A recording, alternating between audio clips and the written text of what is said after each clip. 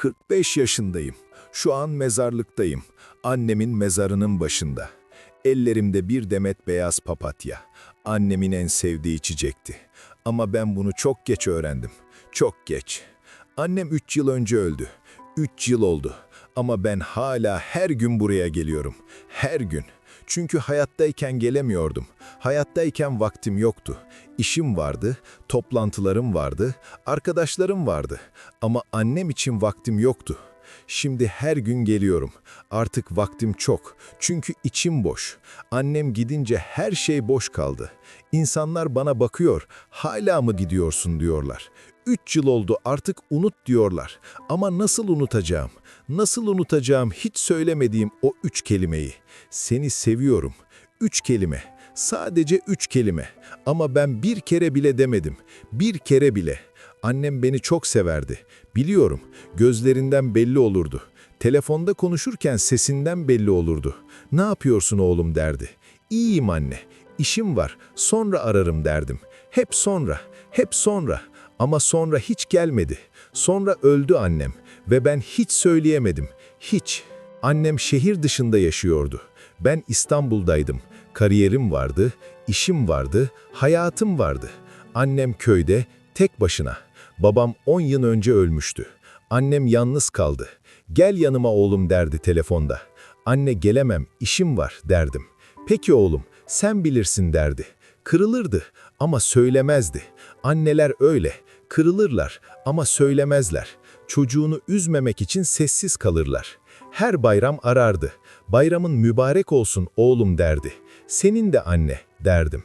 Gelecek misin diye sorardı. Bakalım anne, iş durumuna göre derdim. Ama hiç gitmedim. Son 5 bayramda hiç gitmedim. Bahane bulurdum hep. İş seyahati, toplantı, arkadaşlarla tatil planı hep bir bahane. Ama gerçek şuydu. Gitmek istemedim. Köy sıkıcıydı. Annem yaşlıydı. Hep aynı şeyleri anlatırdı. Eskiden dinlerdim ama artık sıkılırdım. "Oğlum sen küçükken" diye başlardı. Aynı hikayeleri anlatırdı. Nasıl ilk adımımı attığımı, nasıl okula başladığımı, nasıl mezun olduğumu. Her seferinde aynı hikayeler. Bıkmıştım artık. "Tamam anne biliyorum" derdim. Kırılırdı. Susar giderdi. Şimdi o hikayeleri duymak için her şeyimi veririm. Her şeyimi. Ama artık yok. Artık kimse anlatmıyor o hikayeleri. Son kez konuştuğumuz günü hatırlıyorum. Çok iyi hatırlıyorum. Salı günüydü. Akşam 8'de aramıştı. Ben toplantıdaydım. "Anne meşgulum, sonra ararım" demiştim. "Tamam oğlum, önemli değil" demişti. Ama sesinde bir şey vardı. Farklı bir şey. Yorgun bir şey.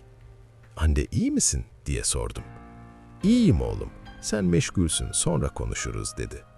Kapattım. Sonra aramadım. Unuttum.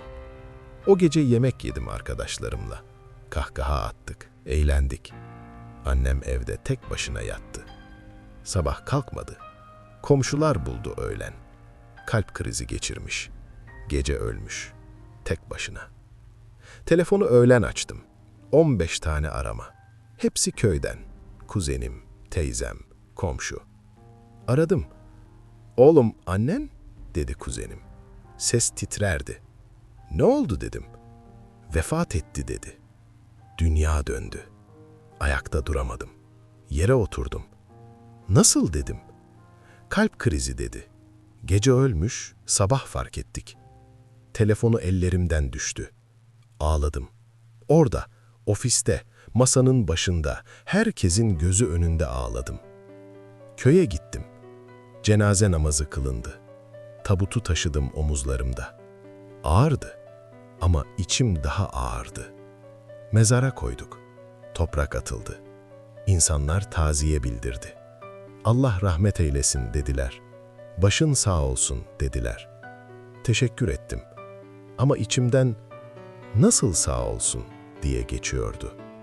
Nasıl sağ olsun? Ben ona "seni seviyorum" bile demedim. Cenazeden sonra eve gittik. Annemin evi. Küçük, 2 odalı bir ev. Girdim içeri. Her şey olduğu gibiydi. Annemin kokusu vardı evde. Lavanta kokusu. Hep lavanta kokusu sürerdi. Mutfağa gittim. Tezgahta yarım kalan bir çay bardağı. Soğumuş. Odasına gittim. Yatağı toplanmamış. Yastığı hala çökmük. Sanki az önce kalkmış gibi. Ama kalkmamış. Bir daha kalkmayacak. There might be a cat, sometimes a dog, living there in the store, sleeping in a patch of sun, moving when it needed to, mostly ignoring customers, part of the place like the shelves and the register. The newspaper stacks sat near the door, folded and tied with string. The local paper, the big city paper if you were close enough to a city. People bought them on their way to work, on their way home, tucked them under an arm and kept walking. You may remember the sound of the store, quiet mostly, the hum of the cooler, the creak of the floor, the occasional ring of the register, voices when people talked, the owner asking if you found everything, customers saying yes or asking where something was. No music playing, no announcements, no background noise except what naturally occurred. The light inside came from windows and from bulbs hanging from the ceiling. Not bright, just enough. Dim in the corners where the shelves blocked the windows, brighter near the front. In summer, the door stayed propped open sometimes, a fan moving air around, flies getting in, the owner swatting at them with a rolled newspaper. In winter, the door stayed shut, a small heater somewhere, the windows fogging up from the temperature difference, cold air rushing in every time someone entered. People came and went all day, morning for coffee and a newspaper, lunchtime for a sandwich from the small refrigerated case, after school for candy, evening for whatever was forgotten at the bigger store, late for cigarettes or a bottle of something. The owner was there for all of it, opening in the morning, closing at night. Sometimes family helped, a wife, a son or daughter, but often it was just one person, day after day, running the place alone. For many, this was simply part of everyday life. These stores were woven into the rhythm of neighborhoods. You didn't drive there, you walked. It was close enough that it never seemed like an errand, just something you did. Ran to the corner store for milk, for bread, for whatever was needed. Children were sent on errands. Go get a loaf of bread. We need eggs. Get a newspaper. Money handed over, sometimes exact change, sometimes more with the expectation of getting change back. You'd walk there, get what you were sent for, walk back, hand over the item and the change, the errand completed. Simple and routine. Some will recall being trusted with this, being old enough to go alone, to handle money, to remember what you were supposed to get. It was a small responsibility, but it felt important. The store owner knew the neighborhood, knew who lived where, knew the families. If someone's mother was sick, they knew. If someone's father lost his job, they knew. Not from gossip necessarily, but from observation, from small changes in what people bought and when. They might extend credit to people they knew. Pay me next week, a running tab kept in a small notebook, names and amounts, settled when people could settle them. Trust given because trust was known. This wasn't charity, it was community. People helped each other because they lived near each other, because they saw each other every day, because that's how things worked. The corner store was neutral ground, a place everyone went, different people at different times, crossing paths, nodding hello, brief exchanges. How are you? Fine, and you? Nice day, supposed to rain tomorrow. Small talk that meant nothing and everything, connection maintained through these tiny interactions, proof that you were part of something, that you belonged to this place and these people. Children learned to count money there, learned to add and subtract. 3 candies at 2 cents each, that's 6 cents. I have a dime, I get 4 cents back. Math that mattered because it was real, because it affected what you could buy. They learned to make decisions, to weigh options, To understand the choices meant giving something up to get something else. You couldn't have everything. You had to pick.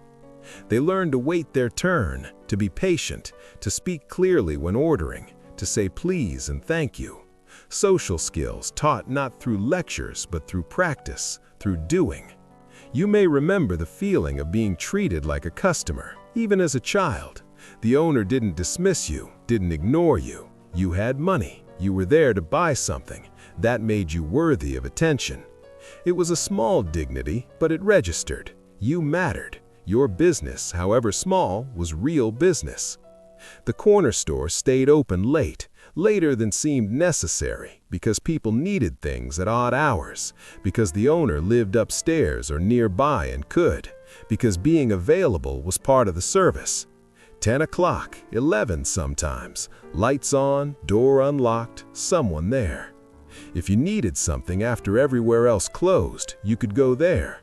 Milk for tomorrow's breakfast, aspirin for a headache, bread for morning toast. The store was there. This reliability mattered. In a world without 24-hour supermarkets, without convenience stores on every corner, the corner store filled a need. It was convenient in the truest sense. Convenient in proximity, convenient in hours, convenient in familiarity.